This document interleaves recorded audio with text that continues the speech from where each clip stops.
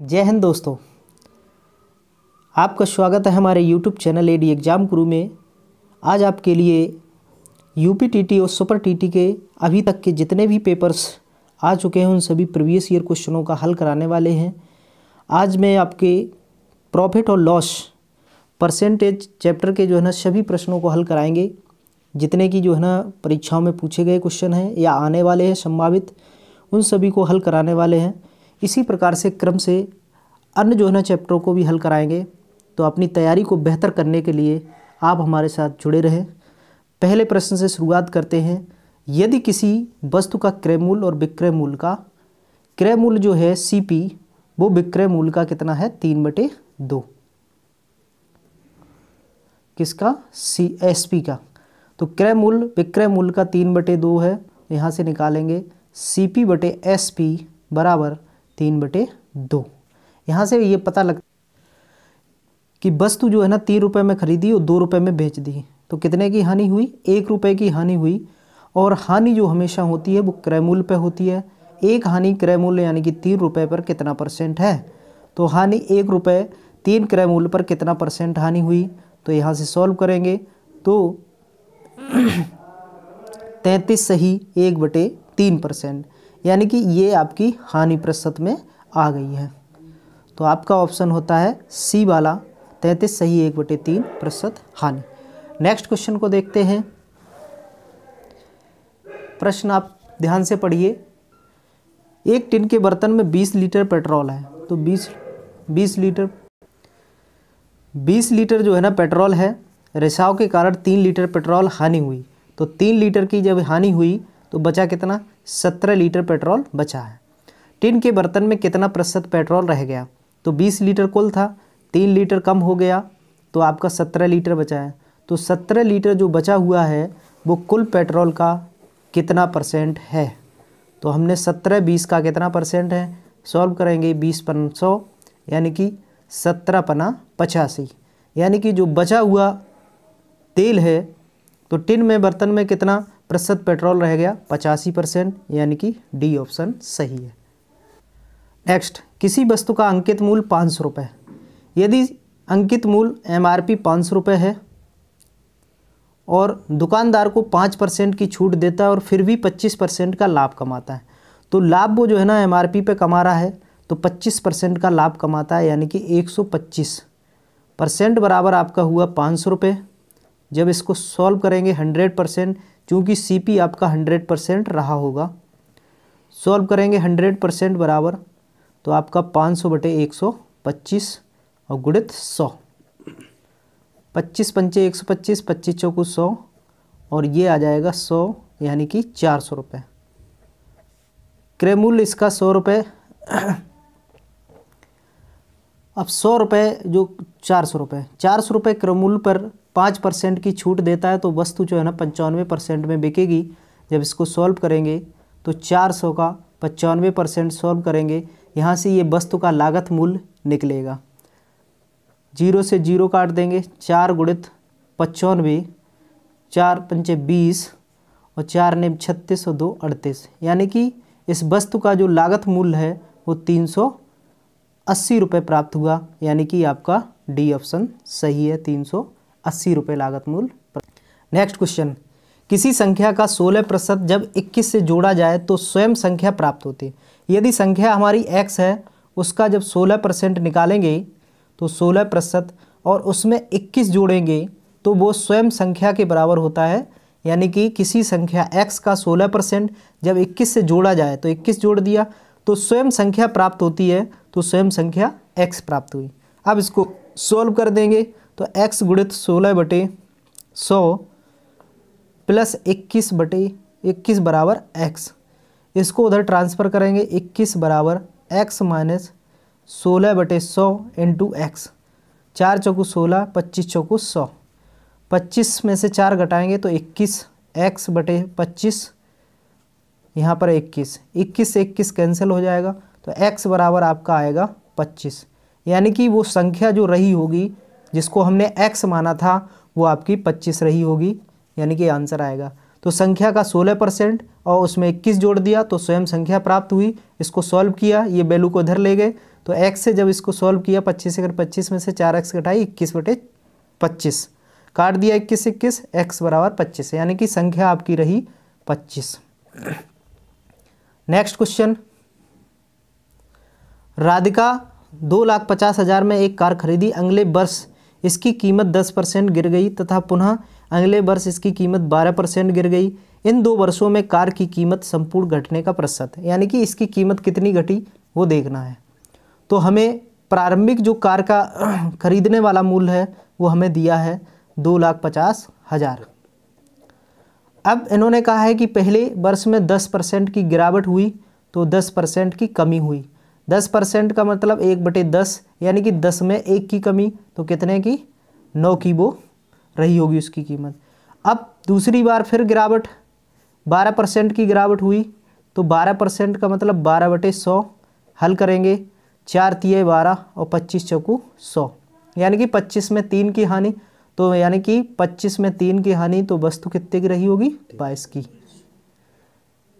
25 का 10 में 250 और 9 दूनी 18 और 9 दूनी 18 1 19 यानी कि 250 की जो वस्तु थी वो 198 की रह गई। तो इसमें कमी कितनी हुई, यानी कि 50 और 2 52 रुपये की इसमें कमी आई है। तो हमें यही निकालना है कि 2 वर्षों में कार की कीमत में संपूर्ण घटने का प्रतिशत। तो पहले हम कमी देख लेंगे कितनी जो है ना कमी इसमें आई कीमत में, तो 52 की कमी आई। अब जो प्रारंभिक मूल्य है ये प्रारंभिक मूल्य है और ये बाद का मूल्य है। तो 250 प्रारंभिक मूल्य है, इसके बराबर 2,50,000 आपको दिया है।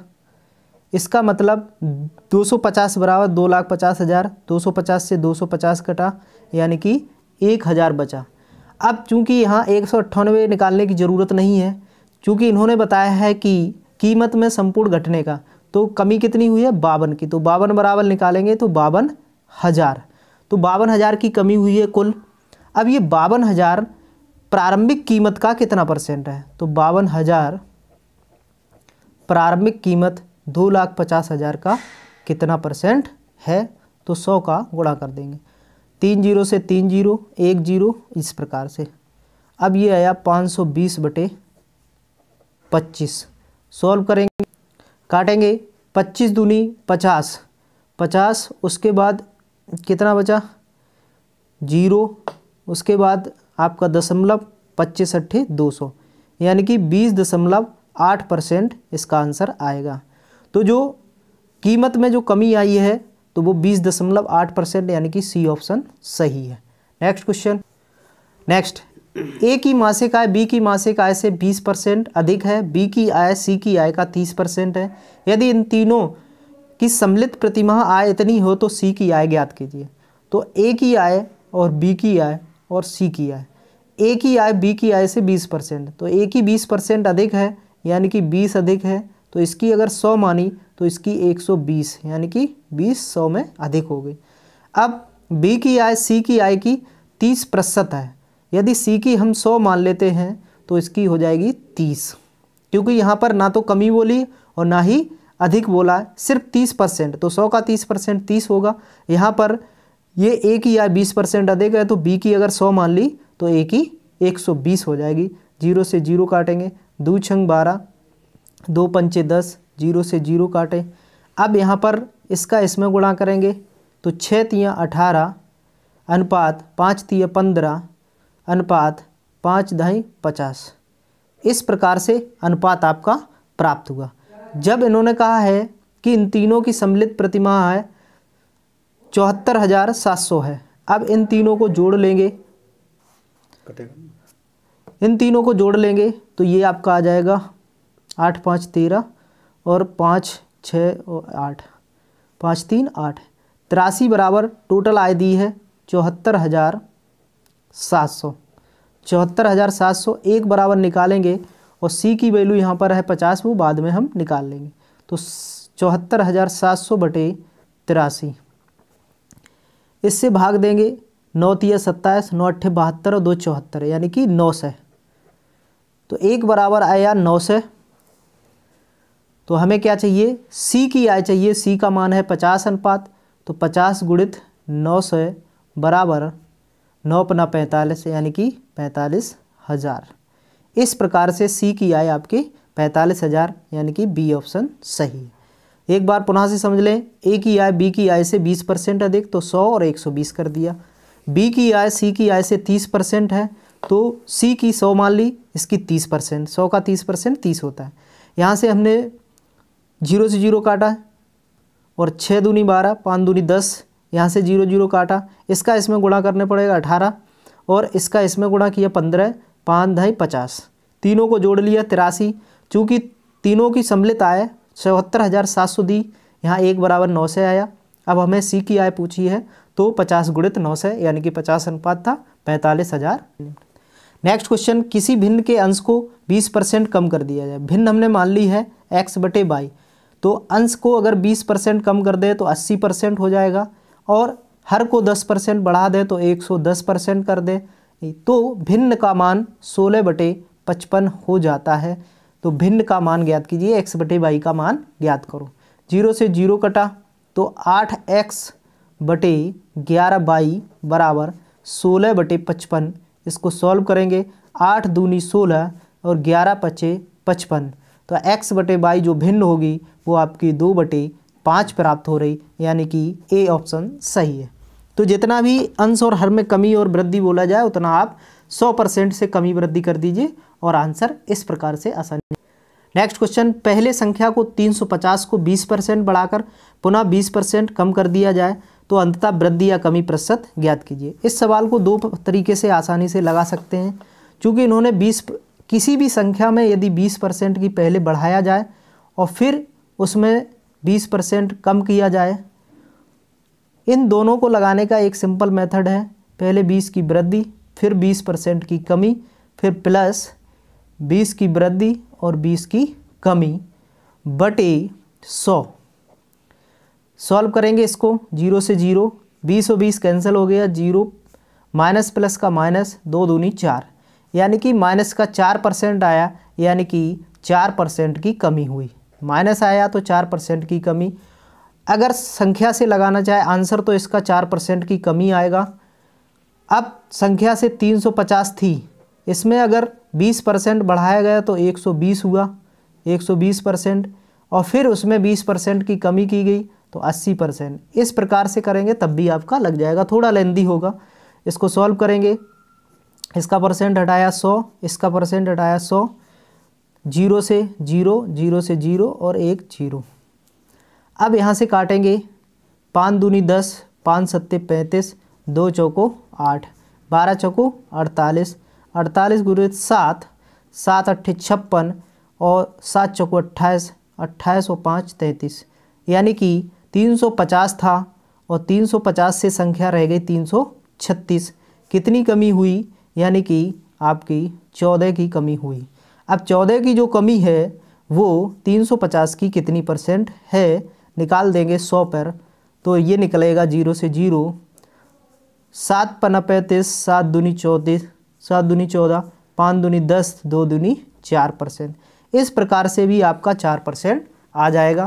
तो इधर लेंदी है, संख्या कोई भी हो, 350 हो, 750 हो, कोई भी हो, अगर आपको वृद्धि और कमी एक साथ दी गई है, वृद्धि वृद्धि दी, कमी कमी, तो आप इस प्रकार से भी लगा सकते हैं, a प्लस बी और प्लस AB बटे 100। इस फॉर्मूले से आसानी से कर सकते हैं, जिससे हम बट्टा को भी समतुल्य गणना। नेक्स्ट क्वेश्चन, किसी संख्या के 60% का 3/5 भाग 36 है। तो x संख्या है, उसका 60% का 3/5 यानी कि 3/5 का मतलब गुणा बराबर 36 है। तो 36 इसको सॉल्व करेंगे तो मिलेगा हमको 60/100 गुणित 3/5 बराबर 36 x का। 0 से 0 कटी, 12 तियाँ 36, 6 दूनी 12। यहाँ से सॉल्व करेंगे तो आपका आ जाएगा 50 गुणित 2 बराबर 100। यानी कि जो संख्या होगी वो संख्या 60% का 3/5 भाग 36, तो वो संख्या आपकी आएगी 100। यानी कि 100 का यदि 3/5 भाग अगर निकालोगे तो 100 का यदि 3/5 भाग निकालोगे तो आपका 36 आना चाहिए। तो निकालेंगे 20 पना 100, 12 तियाँ 20 तियाँ 60 और उसका 60%, उसका 60%। तो 60% जैसे ही सॉल्व किया तो 6 गुणित 6 बराबर 36, यानी कि 100 का 3/5वां भाग फिर उसका 60%, इन को सॉल्व किया तो आपका आंसर आया 36, यानी कि प्रश्न का आंसर 36। तो ये 36 भाग आया। तो आपको संख्या पूछी गई थी, तो संख्या आपकी आ रही है 100। ये मैंने चेक करके बताया था। नेक्स्ट क्वेश्चन है, यदि किसी दुकानदार को एक वस्तु को 390 में बेचने पर 20% का लाभ होता है, तो यदि 100 रुपये उसका CP रहा है और यदि 20% लाभ पर वो बेचता है तो उसको 390 में वो वस्तु बिकती है। वस्तु का क्रय मूल्य ज्ञात कीजिए, यानी कि CP यानी कि क्रय मूल्य 100% ज्ञात करना है। तो जब 20% का लाभ होता है तो वस्तु 120% में बिकती है और कीमत में 390 में बिकती है। जब एक बराबर निकालेंगे तो 390/120, जब इसका 100% यानी कि क्रय मूल्य निकालेंगे तो 390/120 गुणित 100, सॉल्व किया 0 से 0 और ये आया 3900/12। सॉल्व करेंगे 12 तियाँ 36, 36 और 30, 12 दूनी 24 और 6 12 पंचे 60, यानी कि 325 रुपये इस वस्तु का क्रय मूल्य आएगा, यानी कि डी ऑप्शन सही है। नेक्स्ट क्वेश्चन, किसी कस्बे की जनसंख्या 60,000 से 65,000 हो जाती है तो जनसंख्या में वृद्धि 60 से 65,000 हो जाती है, तो 60,000 पैसे थी और इसमें 65,000 हो जाती है तो 5,000 की वृद्धि होती है। अब ये 5,000 की जो वृद्धि है वो प्रारंभिक जनसंख्या की कितनी % है, यही वृद्धि ज्ञात करना है। 00 से 00 और 20 से 20, 50/6 सॉल्व करेंगे 25/3, यानी कि 8 सही 8 तिया 24, 1/3, यानी कि 8 सही 1/3%, बी ऑप्शन सही है। नेक्स्ट प्रश्न, यदि 8 पेन का क्रय मूल्य 6 पेन के विक्रय मूल्य के बराबर है तो लाभ बताइए। 8 पेन का यदि क्रय मूल्य CP 6 पेन के SP के बराबर है तो लाभ बताइए। तो CP/SP सॉल्व करेंगे तो 6/8 आएगा। इसको काट भी सकते हैं या डायरेक्ट निकाल। कोई वस्तु 6 रुपये में खरीद रहे हैं और 8 रुपये में बेच रहे हैं तो 2 रुपये का लाभ हो रहा है, लेकिन किस पे? क्रय मूल्य का।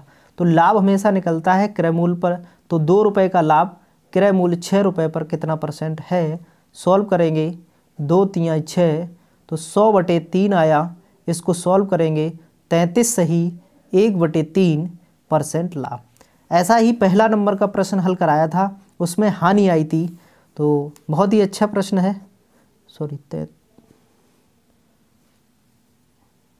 तो आपका ऑप्शन जो है ना 33 सही 1/3, यानी कि बी ऑप्शन सही आ रहा है। ऑप्शन में मिस्टेक थी थोड़ी। नेक्स्ट क्वेश्चन करेंगे, यदि किसी जो है ना आयताकार भूखंड की लंबाई और चौड़ाई क्रमशः 50%, 20% की वृद्धि कर दी जाए तो इसका क्षेत्रफल कितना गुना बढ़ जाएगा। तो यानी कि पहले आपका मान लीजिए 100% क्षेत्रफल था, उसमें आपने 100% में पहले 50% की वृद्धि, फिर उसके बाद 50% की वृद्धि, फिर 20% की वृद्धि की। सॉल्व करेंगे 100 गुणित 150/100, फिर गुणित 120/100, 0 से 00, 00 से 00, यानी कि 15 गुणित 12 बराबर 180। तो पहले आपका क्षेत्रफल 100 था, अब 120% हो गया, तो इसका क्षेत्रफल कितने गुना हो गया। परसेंट अगर पूछा जाता तो 80%, गुना पूछा जाए तो हम निकाल देंगे 180। इसमें प्रतिशत जो है ना वृद्धि कितनी हो रही है। 100 जो पहले था और अब 180 हो गया, तो कितने गुना हो गया। तो देखेंगे 100/180, 0 से 0, 10/18 है। अब 1 मिनट यहाँ पर चेंज कर लेते हैं। 180 जो है ना 100 का कितना गुना है, तो 180/100 होगा 18/10, यानी कि 9/5। 9/5 तो सॉल्व करेंगे 5 एकन 5 और 4/5 इतने गुना। तो कहने का तात्पर्य यह है, पहले 100% था उसका क्षेत्रफल, अब 180% हो गया। कितना गुना, यानी कि 180/100। सॉल्व करेंगे तो 9/5, इसको भिन्न में परिवर्तित करेंगे तो 1 सही 4/5 गुना हो जाएगा। इस प्रकार से आपने देखे सभी प्रश्नों को आसानी से एक ही आसान ट्रिक से सॉल्व किया। और भी आगे जो है ना, मैं इसी चैप्टर के और क्वेश्चन नेक्स्ट वीडियो में लेकर आऊँगा। तब तक बने रहिए, और यदि चैनल पर पहली बार हैं तो लाइक और सब्सक्राइब करना ना भूलें, ताकि प्रत्येक वीडियो आपको मिलती रहेगी। Thank you.